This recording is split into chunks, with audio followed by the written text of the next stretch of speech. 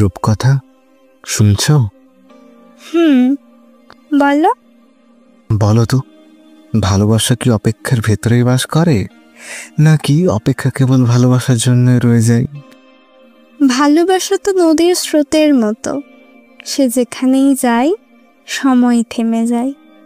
অপেক্ষা যদি পথের ধুলো হয়, তাহলে ভালোবাসা তার মধ্যে নিজের চিহ্ন ফেলে যায়। তবে কি অপেক্ষাই ভালোবাসা আসল রূপ, নাকি ভালোবাসার প্রাপ্তি শুধু পূর্ণতাই?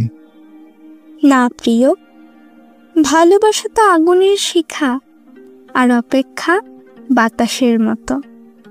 আগুন যদি নাই জ্বলে, তবে বাতাসে বা কি করে? ভালোবাসা তো নিজেই সময়, আর অপেক্ষা তার ছায়া। তবে কি অপেক্ষা বৃথা, সবই মায়া? ভালোবাসা কি আসে না যদি কেউ না করে অপেক্ষা? ভালোবাসা আসে যদি তা নিয়তিতে লেখা থাকে। অপেক্ষা তো শুধু হৃদয়ের প্রার্থনা। কেউ অপেক্ষা করে, কেউ অপেক্ষার মূল্যও বোঝে না।